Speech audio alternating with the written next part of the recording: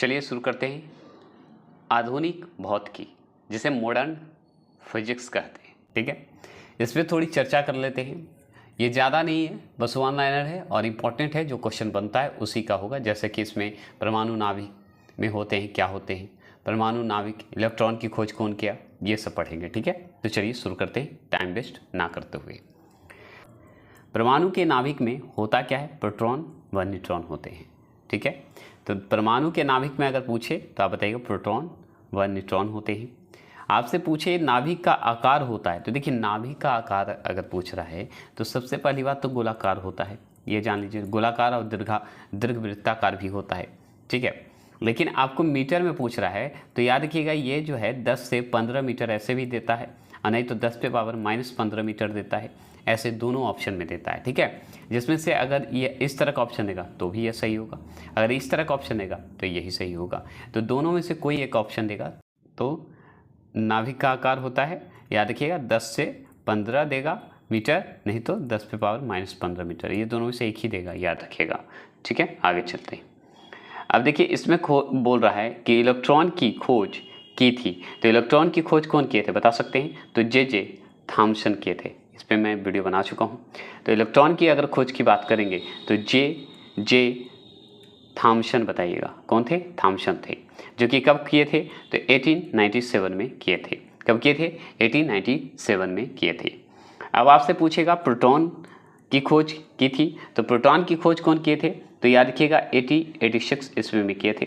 कौन किए थे, गोल्ड स्टोन ने किए थे। कौन किए थे, गोल्ड स्टोन ने किए थे।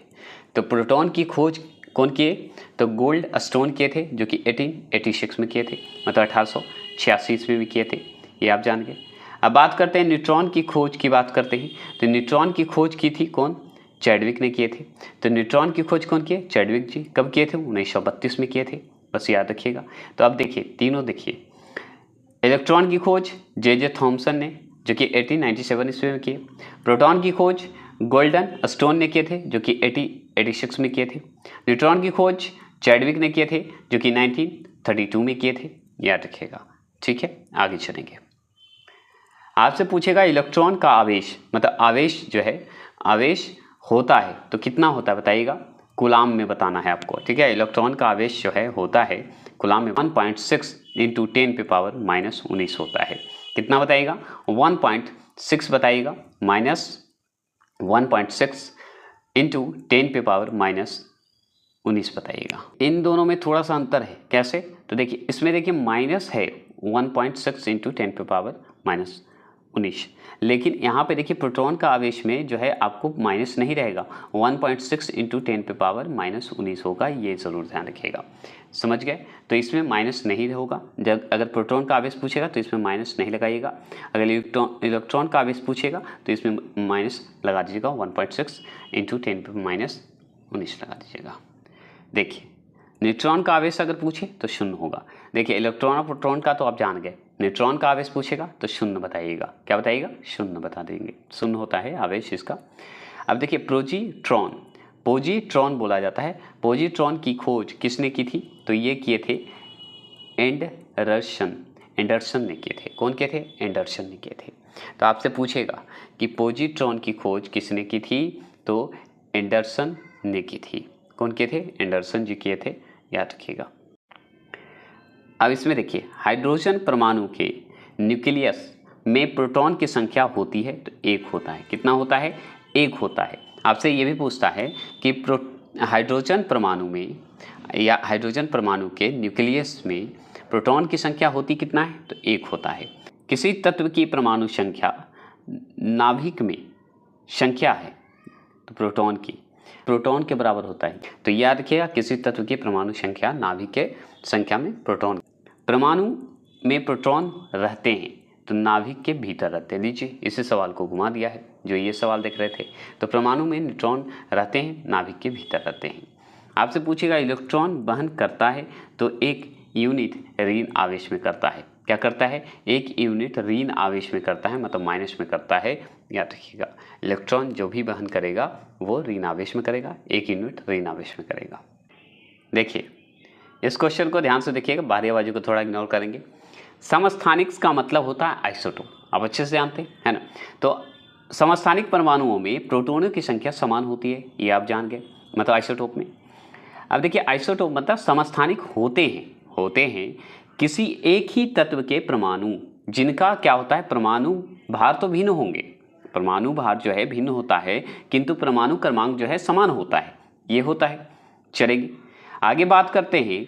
तो आगे इस सवाल को देखिए, किसी परमाणु नाभिक का आइसोटोप मतलब समस्थानिक, आइसोटोप समस्थानिक का ही नाम है, याद रखिएगा। वह नाभिक है जिसमें प्रोटॉनों की संख्या वही होती है, प्रोटॉनों की संख्या चेंज नहीं होगा समस्थानिक में, मतलब आइसोटोप में, परंतु न्यूट्रॉनों की संख्या भिन्न होती है। यही तो बोला कि परमाणु भार भिन्न होते हैं किंतु परमाणु क्रमांक समान होती है। यह क्वेश्चन को ध्यान से देखिएगा। ऐसे दो तत्वों जिनमें इलेक्ट्रॉनों की संख्या भिन्न भिन्न हो परंतु जिनकी द्रव्यमान संख्या समान हो, कहते क्या हैं, तो उसे समभारी कहते हैं। समभारी, आइसोबार। आइसोटोप किसको कहेंगे, अभी आप क्लियर किए ना, आइसोटोप किसको कहेंगे, तो याद रखिएगा आइसोटोप किसको कहेंगे, जिसमें परमाणु भार भिन्न होंगे किंतु परमाणु क्रमांक समान होता है, ये जान लीजिए। जिसमें देखिए आइसोटोप की बात करते हैं तो देखिए प्रोटॉनों की संख्या वही रहेगा परंतु न्यूट्रॉनों की संख्या भिन्न रहेगी, ये हमारा था आइसोटोप का, समझ रहे हैं। अब आइसोबार जो मैंने पढ़ा अभी, इसके बारे में देखिए। इसमें क्या है कि ऐसे दो तत्वों जिनमें इलेक्ट्रॉनों की संख्या भिन्न होगी, मतलब भिन्न भिन्न होगा, परंतु द्रव्यमान संख्या जो है समान होगा, तो कहलाता क्या है, समभारी, मतलब आइसोबार कहलाता है। समझ गए, कोई दिक्कत नहीं ना। चलिए, दोनों में बस इतना ही अंतर है, आइसोटोप में प्रोटॉनों की संख्या वही रहेगा, न्यूट्रॉनों की संख्या भिन्न भिन्न रहेगा, लेकिन आइसोबार में मतलब समभारी में, समभारिका में अगर देखा जाए तो दो तत्वों जिनमें इलेक्ट्रॉनों की संख्या भिन्न भिन्न है, ठीक है, परंतु जिनकी द्रव्यमान संख्या है वो समान है, याद रखिएगा, वो समभारी कहलाएगा। यही बात को रिपीट मैंने किया बार बार। अब चलिए, ऐसे परमाणु जिनके परमाणु क्रमांक समान परंतु परमाणु द्रव्यमान भिन्न भिन्न होते हैं, कहलाते क्या हैं, तो समस्थानिक कहलाएंगे, मतलब आइसोटोप कहलाएंगे। क्लियर हो गया, मतलब जिनका इलेक्ट्रॉन की संख्या भिन्न भिन्न हो परंतु द्रव्यमान संख्या समान हो, वो कहलाएंगे समभारी। जिनकी परमाणु जो क्रमांक है समान है परंतु द्रव्यमान जो है भिन्न भिन्न होता है, उसे कहते हैं समस्थानिक। बस इतना ही है, परमाणु क्रमांक समान होना चाहिए, जिसमें इलेक्ट्रॉनों की संख्या भिन्न भिन्न हो परंतु द्रव्यमान संख्या समान हो तो वो समभारी। जिसमें परमाणु क्रमांक समान हो परंतु परमाणु द्रव्यमान जो है भिन्न भिन्न हो, वह समस्थानिक। हर ढंग से मैंने बोल दिया, समझ में आ रहा है, कोई दिक्कत नहीं। मतलब एक में द्रव्यमान समान होगा लेकिन इलेक्ट्रॉनों की संख्या भिन्न भिन्न होगा तो समभारी कहिएगा, और जैसे ही परमाणु द्रव्यमान भिन्न भिन्न होगा लेकिन परमाणु क्रमांक समान होगा तो समझिए समस्थानिक है, आइसोटोप है। ठीक है, आगे चलिए। आगे सवाल है, किसी तत्व के सर्वाधिक समस्थानिक होते हैं, कौन होते हैं, तो पोली नियम में होते हैं। तो किस में होते हैं, पोली नियम में होते हैं। तो किसी तत्व के सर्वाधिक समस्थानिक होते हैं, वो होते हैं पोली नियम में होते हैं। ये सवाल हो गए।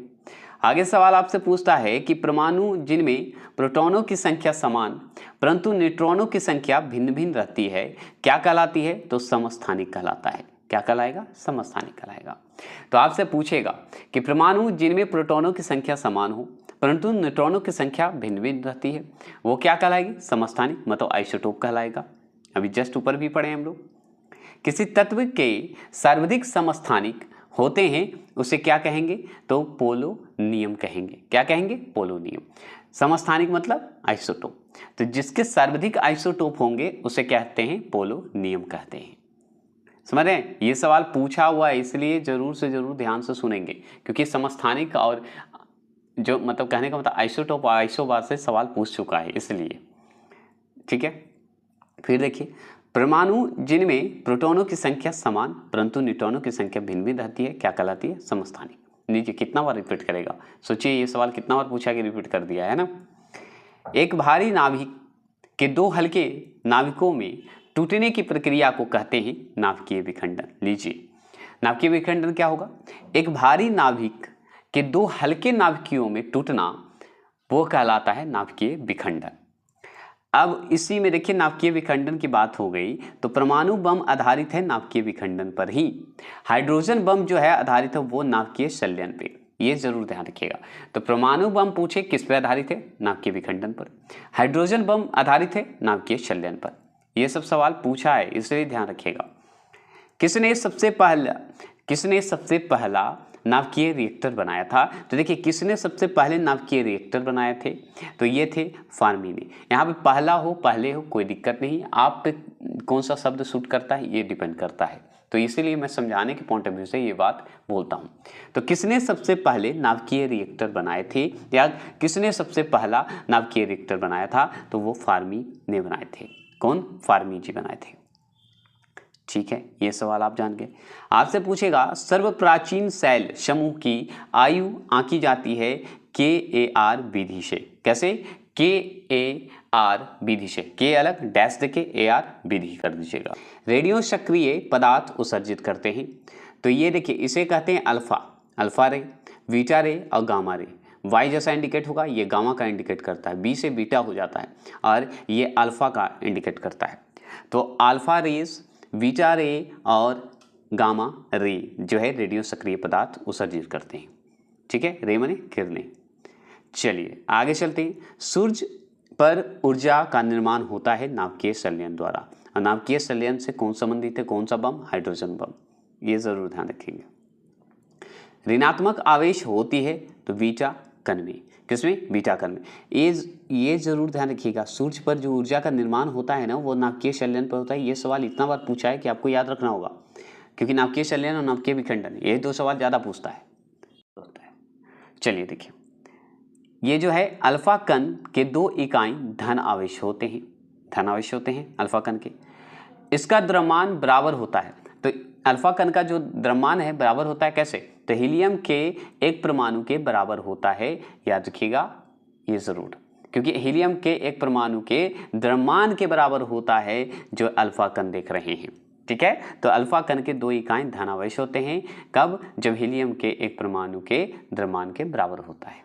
क्लियर हो गए? ऐसे ही सवाल पूछता है। आगे चलेंगे। कोबाल्ट 60 का नाम सुने होंगे, कोबाल्ट 60 है ना। विकिरण चिकित्सक में प्रयुक्त होता है क्योंकि यह उत्सर्जित करता है क्या? गामा किरण करता है। क्या करता है? गामा किरण उत्सर्जित करता है। कौन? कोबाल्ट 60। ये पूछता है।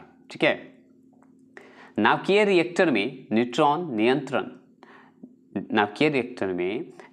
नियंत्रक के रूप में प्रयोग किया जाता है कैडमियम या बोरोन का। क्या करते हैं? बोरोन का। ठीक है, ये जरूर ध्यान रखिएगा। तो कैडमियम या बोरोन का जो है किया जाता है। तो नाभिकीय रिएक्टर में न्यूट्रॉन नियंत्रक के रूप में प्रयोग करता है, तो कैडमियम या बोरोन का। ये ध्यान रखिए, बोरोन का।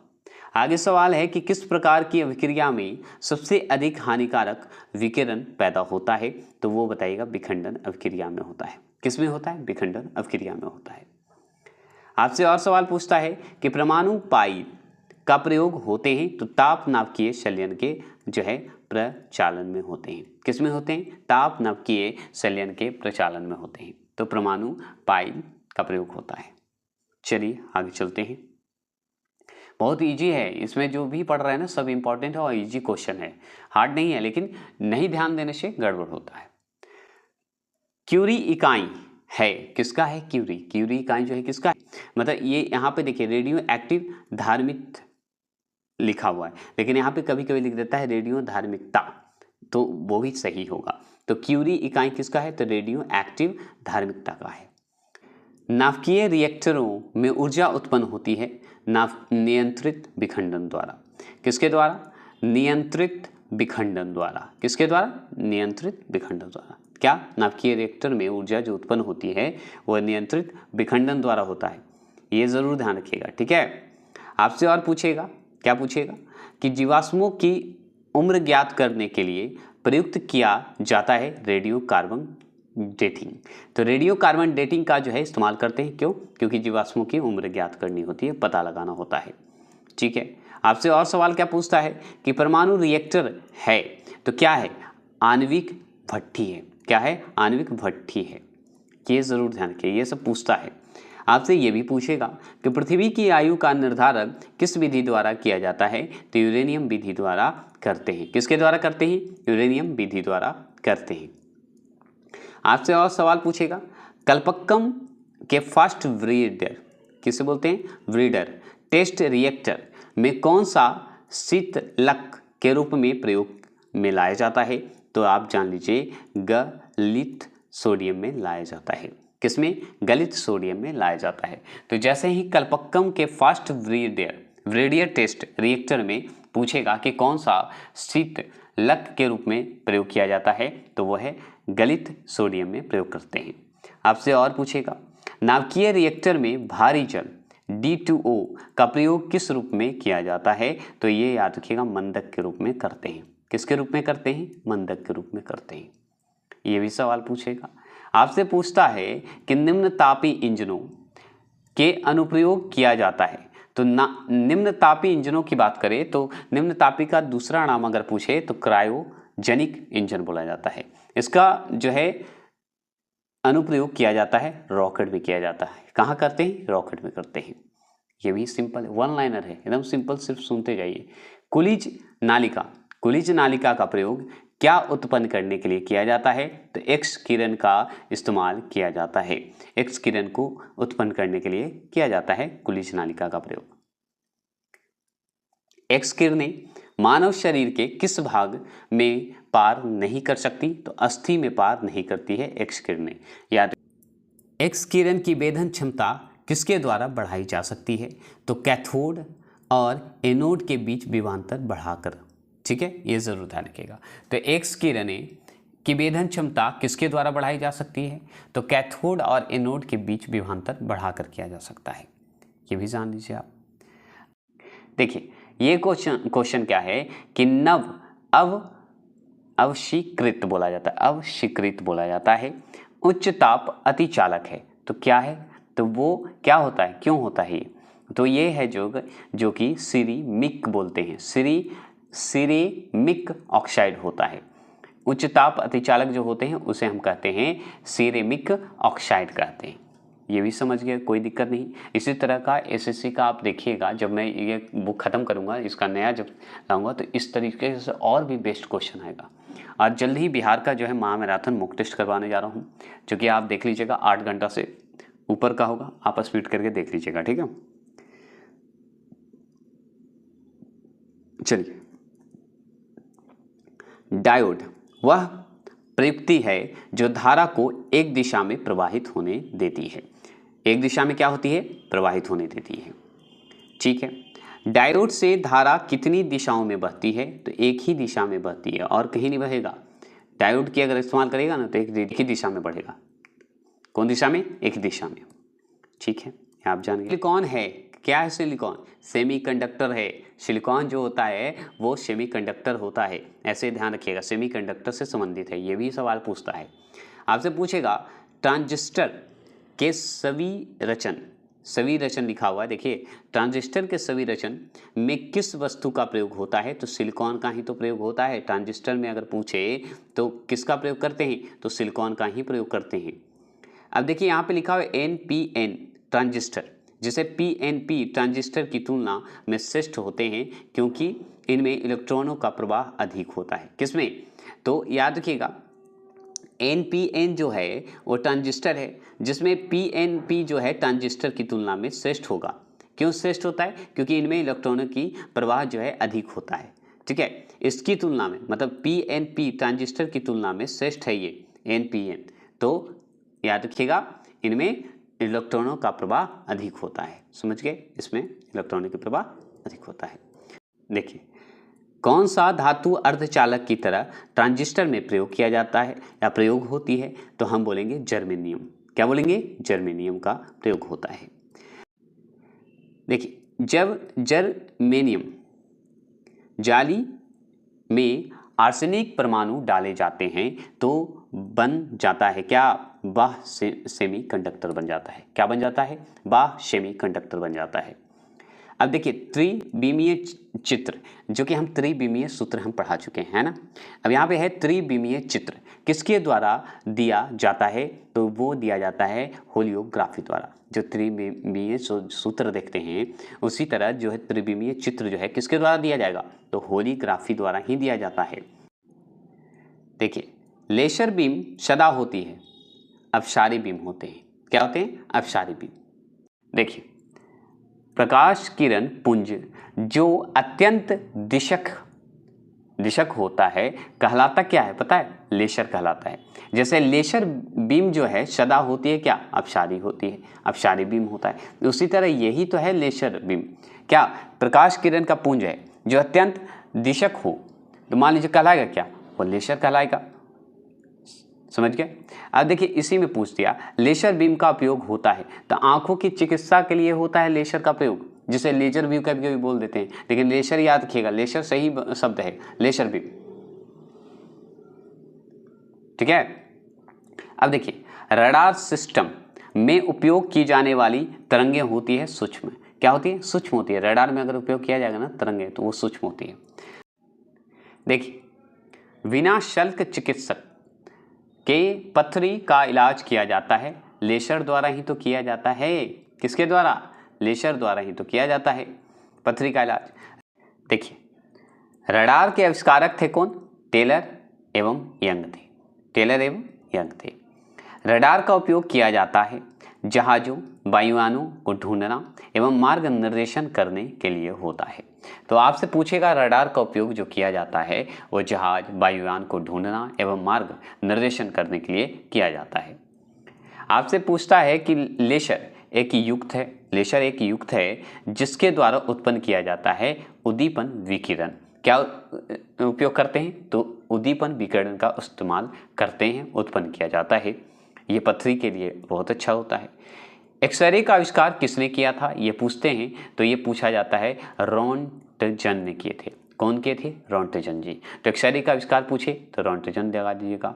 अगर पूछे परमाणु बम का विकास किया था तो कौन किए थे? तो वो किए थे जे रॉबर्ट ओपेनहियर ने किए थे। कौन किए थे? तो जे रॉबर्ट, बोला जाता है रॉबर्ट ओपेनहियर ने किए थे।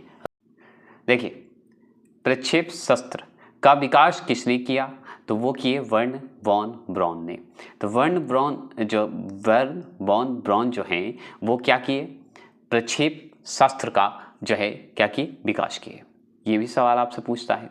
आपसे ये पूछेगा कि हाइड्रोजन बम किसने विकसित किया? तो ये किए थे एडवर्ड टेलर ने। तो आपसे ये डायरेक्ट पूछता है कि परमाणु बम जो है किसने विकसित किया? तो एडवर्ड टेलर ने किए थे। कौन किए थे? एडवर्ड टेलर ने। अगर पूछे ऑट हॉर्न ने अणुबम की खोज किस सिद्धांत के आधार पर की? तो यूरेनियम विखंडन के आधार पर किए थे। क्या किए थे? यूरेनियम विखंडन के आधार पर किए थे। अगर आपसे पूछे पहले तापयानिक बल्ब का आविष्कार किसने किया था? तो ये बताइएगा जे.ए. फ्लेमिंग ने। जे.ए. फ्लेमिंग ने किया था। ये सवाल पूछता है। लेसर का आविष्कार किसने किया था? तो टी.एच. मेनन ने किए थे। कौन किए थे? टी.एच. मेनन ने किए थे। इलेक्ट्रॉन सूक्ष्मदर्शी का आविष्कार किया था तो नोल और क्या किए थे? रुस्का ने किए थे। नोल और रुस्का ने किए थे। ये भी पूछता है। इलेक्ट्रॉन सूक्ष्मदर्शी का आविष्कार जो है किया था नोल और रुस्का ने। ठीक है। कंप्यूटर का जनक किसे माना जाता है? तो बेबेज को माना जाता है। किसे माना जाता है कंप्यूटर का जनक? बेबेज को। बेबेज बोला जाता है। ब्लैक होल सिद्धांत की खोज किसके द्वारा दी गई है? तो एस चंद्रशेखर द्वारा दिया गया है। तो ब्लैक होल का सिद्धांत अगर पूछे किसके द्वारा तो हम बताएंगे एस चंद्रशेखर द्वारा। ये जान गए आप। चलिए, बस ये खत्म होने वाला है। उसके बाद तो जो बचेगा वो छोटा मोटा वीडियो मिलता रहेगा। उसके बाद हम शुरू करने जा रहे हैं भूगोल का, जो कि समाप्त कर देंगे। भूगोल का भी, वर्ल्ड ज्योग्राफी, फिर जो भी फिजिक्स का बचा हुआ वो भी करवा दूंगा। मुक्त से चला रहा हूँ, जल्दी जल्दी देखिएगा। किसका वेग प्रकाश के वेग के बराबर होता है? तो हम बताएंगे एक्स-रे का होता है। ठीक है। कौन सी किरणें की वेधन क्षमता अधिक होती है? तो गामा किरण की वेधन क्षमता अधिक होता है। ये सवाल पूछा है कि गामा किरण का ऐसे इंडिकेट कर देगा बाई जैसा। ठीक है। आगे चलेंगे। 92U238 मतलब 92 U238 में न्यूट्रॉन की संख्या क्या है? तो 146 होता है। कितना होता है? 46 होता है। यू से यूरेनियम। ठीक है, याद रखिएगा, यह इंडिकेट करता है। तो 92U238 अगर लिखा रहे ये तो याद रखिएगा, उसमें न्यूट्रॉनों की संख्या पूछे तो 146 बताइएगा। इसके बारे में हम स्पेशली डिटेल बता देंगे। अभी हमको फास्ट चलना जरूरी है। निर्वात नालिकाओं में इलेक्ट्रॉन उत्सर्जित होता है तो ये कैथोड से होता है। किससे होता है? कैथोड से होता है। आपसे पूछेगा टेलीविजन के दूरस्थ नियंत्रण के लिए किस प्रकार के विद्युत चुंबकीय विकिरण का उपयोग किया जाता है? तो अवरक्त का प्रयोग करते हैं। किसका? अवरक्त का प्रयोग करते हैं। अगर पूछे, जैसे देखिए इसका थोड़ा सा बता देता हूँ, नहीं तो घबरा जाएगा। जैसे देखिए न्यूट्रॉनों की संख्या अगर आपसे पूछ रहा है, ये वाला सुन लीजिए आगे, न्यूट्रॉनों की संख्या पूछेगा तो क्या बताएगा? 146 बताएगा। कब? जब ये 92 नीचे रहे, U ऊपर और 238 ऊपर रहे, तो याद रखिएगा इसकी इतना संख्या अगर पूछेगा तो 146 बताएगा। निकालने का तरीका होता है, हम बता देंगे न्यूमेरिकल का, टेंशन नहीं लीजिएगा जब हम बनाएंगे तो मैथ्स का, फिजिक्स का। देखिएगा ये है कि टेलीविज़न के दूरस्थ नियंत्रण के लिए, मतलब दूरस्थ टेलीविज़न का इस्तेमाल करते हैं ना, दूरस्थ है नियंत्रण के लिए किस प्रकार के विद्युत चुंबकीय विकिरण का उपयोग किया जाता है? तो अवरक्त का ही तो प्रयोग करते हैं, याद रखिएगा अवरक्त का प्रयोग करते हैं। अगर आपसे पूछे दूरदर्शन के संकेत एक निश्चित दूरी के बाद नहीं मिलता है क्योंकि पृथ्वी की सतह जो है क्या होता है? वक्राकार होता है। क्या होता है? वक्राकार होता है। ठीक है, वक्राकार है, इसलिए मतलब दूरदर्शन के संकेत एक निश्चित दूरी के बाद नहीं मिलता है। क्यों? क्योंकि पृथ्वी की सतह जो है वक्राकार होता है। पृथ्वी का सतह तो वक्राकार ही है ना। ठीक है, झुका हुआ भी है। टीवी रिमोट कंट्रोल किसके सिद्धांत पर कार्य करता है? तो हम बहुत अच्छे जानते हैं, अवरक्त पे ही करता है, जिसे हम इंग्लिश में इंफ्रारेड तरंग बोलते हैं। समझ गए? अवरक्त को ही बोला जाता है इंफ्रारेड तरंग, जो कि टीवी का रिमोट जो काम करता है इसी पे करता है, अवरक्त पे ही करता है। अवरक्त का ही इंग्लिश नाम है इंफ्रारेड, जो कि आप देख रहे हैं ऊपर। ठीक है, तो ये हो गया खत्म। अब चलिए इसके बाद ये ट्रिक के साथ हम जल्द आएंगे, वैज्ञानिक यंत्र उपकरण और उनके उपयोग, और ये फन के साथ आएंगे क्योंकि इसमें थोड़ा सा जो है वर्ड का जो है खेल है, और इसमें मस्ती के साथ करेंगे और जल्द करेंगे। बस आपका सपोर्ट और सब्सक्राइब बना रहेगा। तो चलिए, जय हिंद, जय भारत। नेक्स्ट वीडियो आपका आ रहा है एनसीईआरटी का नेक्स्ट चैप्टर अध्याय 6, और ज्योग्राफी का नेक्स्ट चैप्टर आ रहा है आपका भू आकृति, और एक और आ रहा है साइंस का जो मुख्य टेस्ट सीरीज चालू हुआ है टॉपिक बाय टॉपिक, बायोलॉजी का वो भी चलेगा, और जैसे ही फिजिक्स खत्म फिजिक्स का भी मुख्य टेस्ट चालू हो जाएगा। चलिए, जय हिंद, जय भारत।